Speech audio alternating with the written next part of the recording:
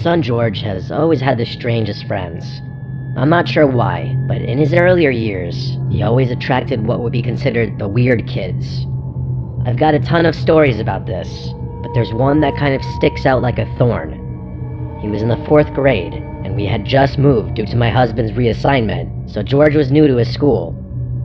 He had always been an outgoing and friendly kid, so my husband and I weren't particularly worried about his ability to make new friends. We were transitioning well as a family, and everything was going well with him at school.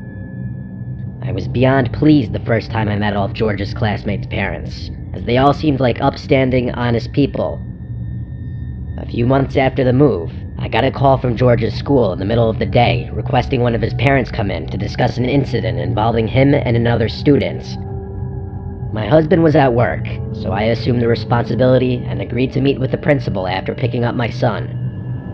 I remember feeling a mixture of anger and confusion.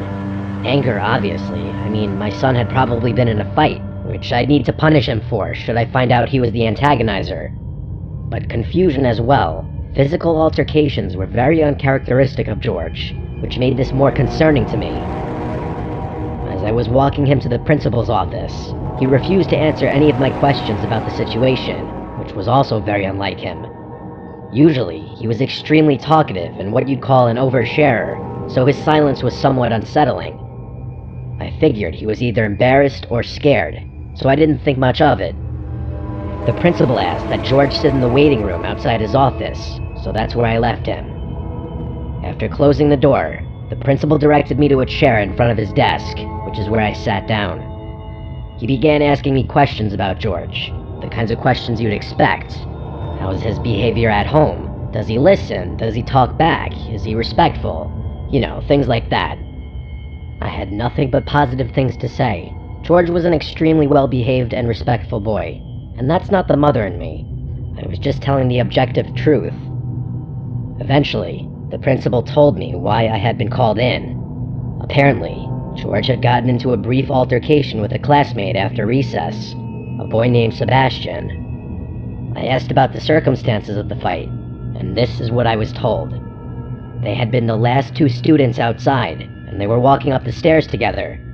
Seemingly out of nowhere, George pulled an eraser out of his pocket and struck Sebastian over the head with it, causing him to fall to the ground and start screaming. I was baffled. It was totally unlike George to do something like that without being provoked. Plus, I had heard about the Sebastian boy before. George spoke fondly of him, like they were close friends. I asked the principal more questions, but he didn't seem to have the answers, and ultimately admitted that no one had seen the incident, but both boys had independently confirmed details of the story. He then said that George wasn't in trouble, as a little fight wasn't too uncommon. He told me that he just wanted to inform me, and that no further action would be taken, which definitely calmed me down. After that, he excused me, so I left. George was still silent about the whole thing as I drove him home, and only opened up to me right before bedtime. Admittedly, I had grown frustrated with him for not talking to me, which was probably why he quit the silent act. He told me that Sebastian had tricked him. I asked him to elaborate, and he told me that they had been playing make-believe Street Fighter. As per Sebastian's instruction, George had pulled out an eraser for a KO move of some sort. Out of nowhere, Sebastian fell to the ground and pretended to be really hurt. He then whispered in George's ear that he'd seriously hurt him if George didn't pretend like he'd attacked him. So that's what George did, and all the teachers assumed it had been a real fight. Rightfully so, I was pretty pissed. My little boy had been taken advantage of and falsely accused. Instead of going to the school, I decided to handle things myself. That night, I went through the school's directory and found Sebastian's mother's phone number. She introduced herself as Maggie, and I was kind of taken aback by how sweet and genuine she sounded on the phone. She told me she had heard about the incident, gotten the real story from Sebastian, and already reprimanded him. I thought it was kind of odd that Sebastian would have told the truth to his mother so soon, but I was happy I didn't have to do any convincing. She then went on to say that Sebastian had always had some minor behavioral problems growing up, and he'd sometimes think and act like another person entirely. I actually started to feel bad the more she told me. It seemed as if he wasn't fully in control of some of his actions. Maggie suggested that the boys schedule a sleepover to make up for the whole thing and become better friends, which I thought was a great idea. She offered to host, and I was appreciative of that. That weekend, I drove over to her house with George, who had returned to his bubbly, talkative self. Maggie invited me in, and the two of us got to know each other over some wine while the boys played in the basement. Like I said before, Maggie seems like a completely upstanding person, and I really enjoyed her company. I ended up staying for a few hours, and the time flew by. Eventually, I just had to ask about Sebastian's behavior, as it had been bugging me for a while. Her entire demeanor changed, and she lowered her voice a bit. She told me that he often had trouble making friends, and that he's seen a few doctors, all of whom think it's something he'll outgrow soon. She went on to say that he's gotten much better at controlling himself, and the fact that he was being more social at school was a good sign. I didn't inquire much more than that. I just wanted to make sure my son would be safe for the night. Maggie promised me George would be in good hands, and that Sebastian didn't have a history of getting physical or violent, more so just acting strange. That was enough reassurance for me. This woman was clearly genuine, and it actually felt kind of nice knowing that George would be helping Sebastian learn how to make friends. Eventually, it came time to leave, so I went downstairs to say goodbye to George. The two boys were laughing and playing Battleship. It looked like they were really getting along. I kissed my son goodbye and drove home. The next morning, I went to go pick him up. When I got to the house, he was waiting near the door with all his stuff and a smile on his face. I assumed the night went well. I said good morning to Maggie and packed George's stuff in the car. As we were driving away, though, he started bawling out of nowhere. I asked him what was wrong in a concerned voice, and what he told me was quite literally jaw-dropping. George said that everything was going well until it came time to go to sleep. The boys had set up their sleeping arrangements in the basement, 2 air mattresses side by side. Everything seemed normal when they went to bed, but at some point in the night, George woke up. He wasn't sure why at first. Then he heard something. Whispering. It was coming from the bathroom. The door was slightly open, and there was a strange flickering light inside, not like a regular bathroom light. As George described it, it seemed more like a candlelight. He listened closer and realized it was Sebastian talking. But he wasn't just talking, he was having a full conversation. George thought maybe he was on the phone or something, but the more he listened, the weirder it got. Sebastian wasn't calling himself Sebastian. He was calling himself Mr. Jim. George felt frozen. It was like Sebastian thought he was someone else, and he wasn't talking to anyone, just the mirror. Then the candle went out. Everything was dark again. George squeezed his eyes shut, pretending to be asleep. A long time passed, and then he heard the bathroom door creak open. His stomach dropped when he heard whispering again, this time right above him. It went on for a while. George didn't understand the words. It didn't even sound like English. He just lay there, too scared to move. Eventually, Sebastian went back to bed like nothing happened. In the morning, he was totally normal again. George didn't dare ask him about it. When George told me what happened, I was horrified. My gut told me this wasn't just a case of childhood imagination. Something was wrong. I didn't know what to do, but I knew I had to tell someone. I called Maggie first. At first, she laughed it off, saying Sebastian has always been a creative kid, but as I pressed her, her voice faltered. Eventually, she admitted that his so-called behavioral problems were more serious than she let on. One psychiatrist had even suggested he was showing signs of multiple personality disorder. They had already moved twice before, she told me in a hushed tone, because Sebastian had been kicked out of school. I was stunned. Furious, even. Why the hell hadn't she told me this before? Why would she put my son in danger like that? Then she did something unexpected. She begged me not to notify the school. I didn't know what to say. Part of me wanted to respect her wishes, but another part of me knew that something was very wrong. I blurted out, okay, and hung up the phone before she could respond. I told myself I'd make my decision by the end of the week, but I never got the chance. That Monday, Sebastian full-on attacked another student at recess. It was serious enough that the school sent out a statement to all the parents, though they kept the details vague. By the end of the day, I found out that he had been expelled.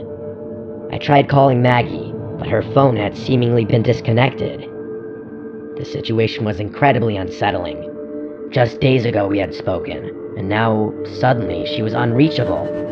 I didn't even know what I wanted to say to her, just that I wanted to say something. There were no other numbers or emails in the school directory, just that one number that was now disconnected. A few days later, the curiosity got too overwhelming, so I bit the bullet and drove to her house. When I arrived, it was completely vacated. No moving trucks, no sign of a rushed departure, just gone. It didn't make sense. How could they have left so quickly? I tried looking them up, searching for any trace of them online. I found nothing.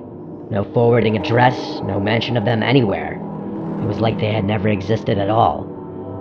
That was a long time ago, and George wasn't too badly affected by it. In all honesty, I think he's mostly forgotten about it. I haven't, though. I often think about what could have happened to my son that night in that basement, or what kind of things that kid Sebastian has been doing since.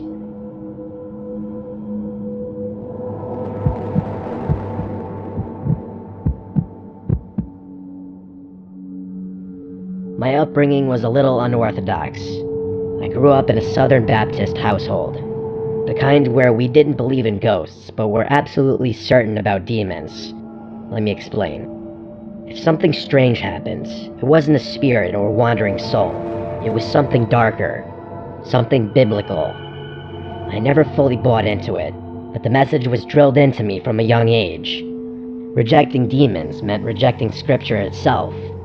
My mother, though, was different. Faith was optional for her. She wasn't atheist or agnostic, just indifferent. She'd say things like, God and I have an understanding, whenever I pressed her about church. While I leaned into religion as a source of structure and stability, she drifted further from it. It was one of the many things that widened the gap between us. I won't sugarcoat it. My mother struggled with addiction, mental health issues, things she never wanted help for. Some days she was functional, others she was downright insane. I tried not to take it personally, but it was hard. Looking back, she definitely had schizophrenia or some kind of adjacent condition. But before you say anything about my family being neglectful of her mental health, it was a different time back then. One afternoon, I had a nightmare so vivid that I still remember every detail to this day. In the dream, I was lying in bed when my mother stormed into my room, screaming in a fit of rage.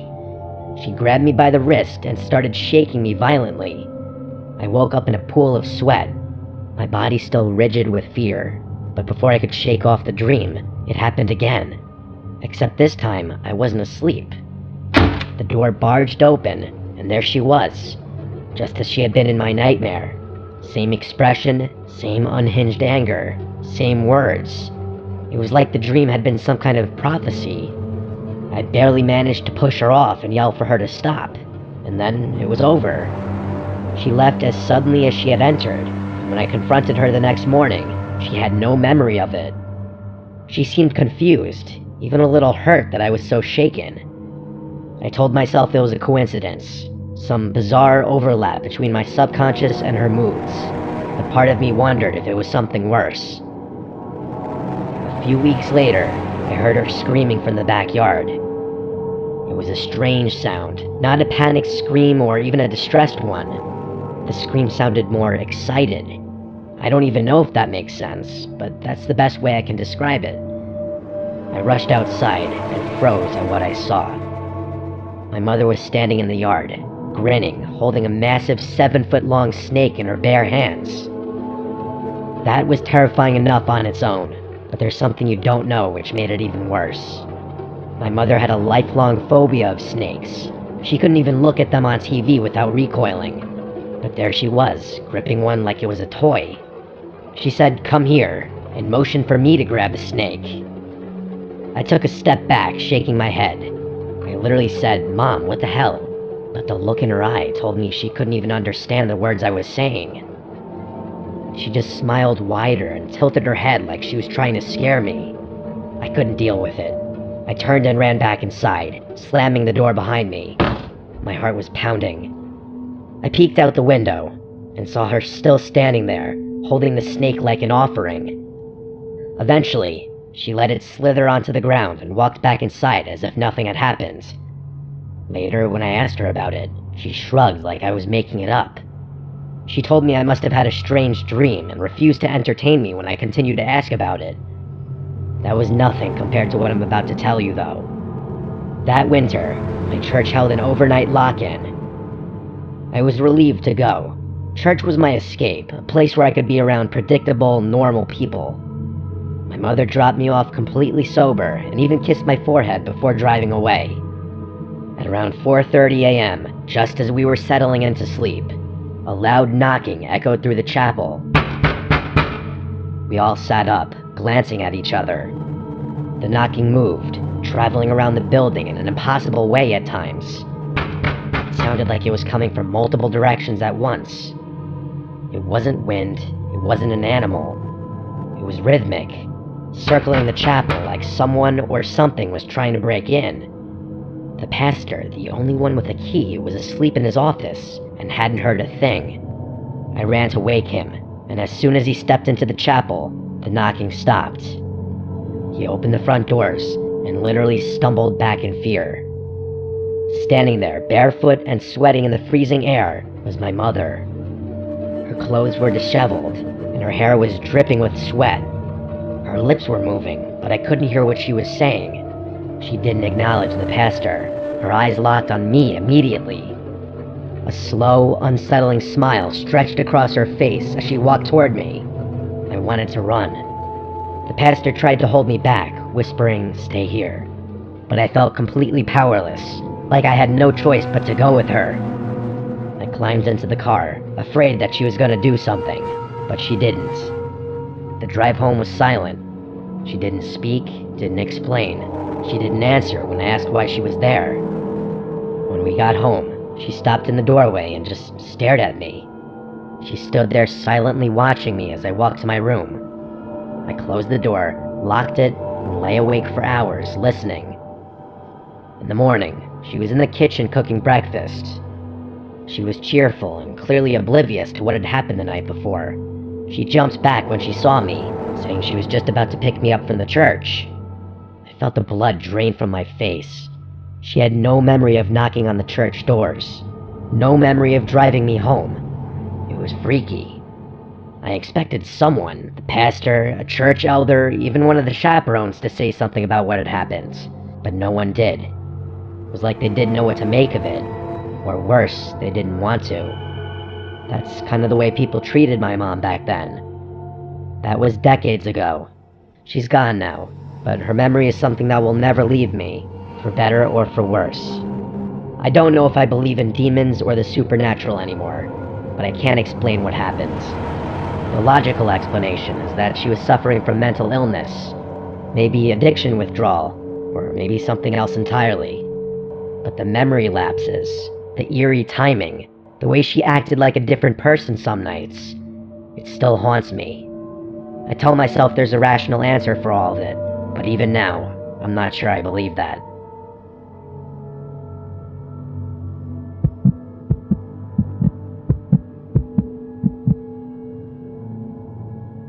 My eldest son started sleepwalking when he was about 8 or 9. I had heard of kids going through phases like that, so I wasn't too concerned at first. It was just one of those things. A little unsettling, sure, but nothing I thought much about. I'm a pretty light sleeper, so none of my kids have ever been able to sneak around the house at night without me knowing. That's actually how I first figured out about my son's habit. Most nights, I'd wake up and find him standing in the hallway outside my bedroom, rocking slightly on his heels, shifting his weight from foot to foot. His eyes would be open, but they weren't seeing anything. That was the one part that always got me. For any of you who have lived with a sleepwalker, you know exactly what I'm talking about. His gaze would pass right through me, empty and distant, like he was looking past me into something I couldn't see. It was always extremely strange, and I never fully acclimated to finding him like that. Sometimes he'd mumble something under his breath, words too soft and slurred to understand. Other times, he wouldn't make a sound, just standing there, breathing in that slow, steady way that somehow made it even worse. I gently guided him to bed, whispering his name, telling him everything was fine. He never seemed to remember any of it in the morning. Things escalated a few months after I made the realization that he was a sleepwalker. One night, I woke up to a rhythmic tapping sound. It sounded like water droplets repeatedly dripping onto a window pane, only it wasn't raining outside. It was soft, barely loud enough to wake me. At first, I thought it was part of a dream, some far-off noise that my half-asleep brain had misinterpreted. But as I lay there, the sound continued, steady and deliberate. It wasn't sporadic like rainfall would be. It occurred at regular intervals, and always at the same volume. I kept listening, trying to figure out what it could be. It wasn't the house settling, and it wasn't the wind outside.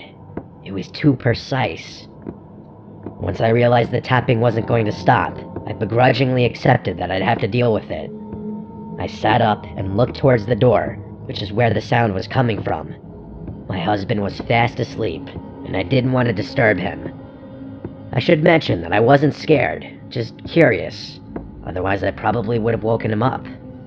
Anyway, I got out of bed to investigate.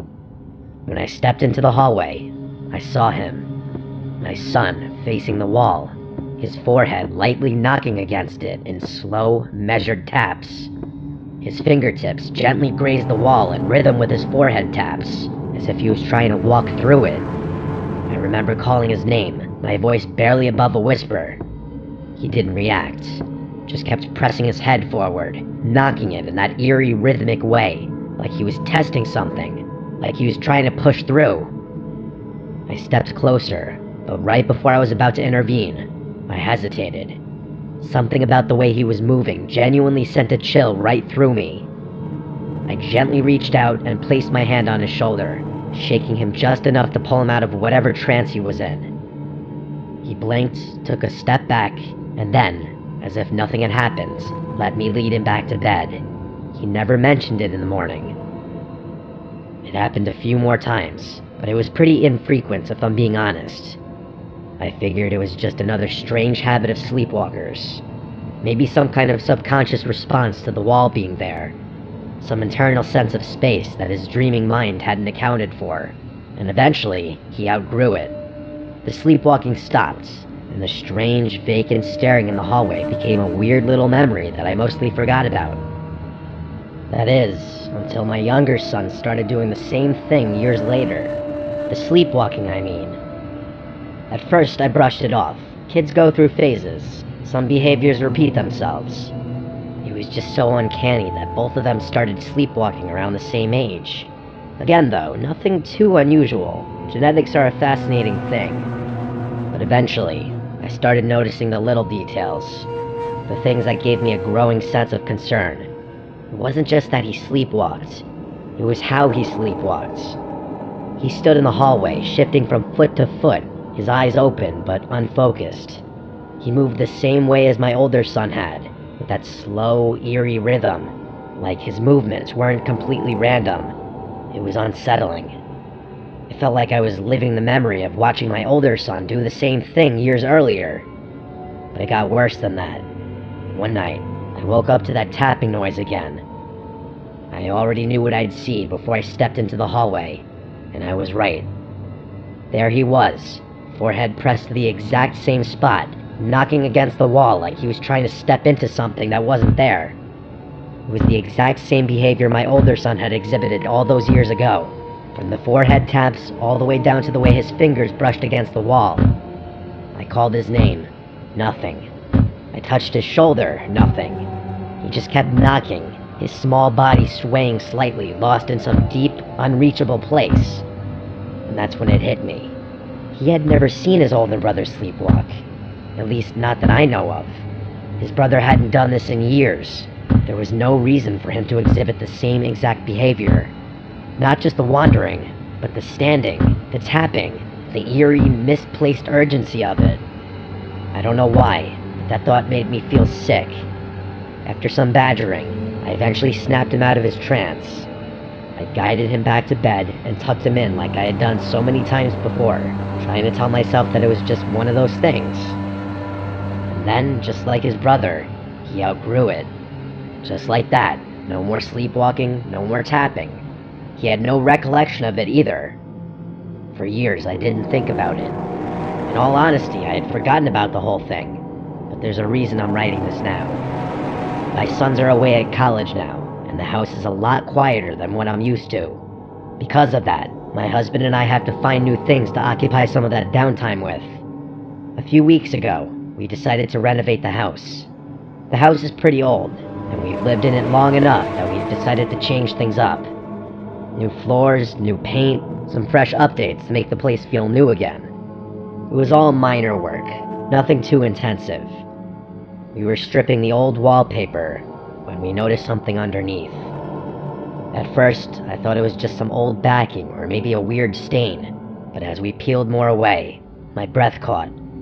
It was an old, antique-style mirror, a mirror that had been covered for some reason. My first thought was, why the hell would someone cover a mirror instead of removing it?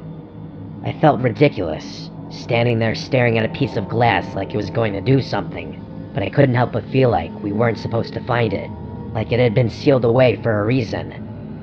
And that's when I realized the mirror was positioned in the exact spot on the wall that my sons had been bumping into all those years ago. The memories came flooding back, and I stood there in shock. There was no logical reason they should have known it was there. They couldn't have, and yet, somehow, they had. Both of them had independently been trying to walk into something that was impossible to see through the wallpaper. Forget about the fact that they were unconscious. I immediately got rid of that mirror, but I'm still pretty freaked out by the whole thing.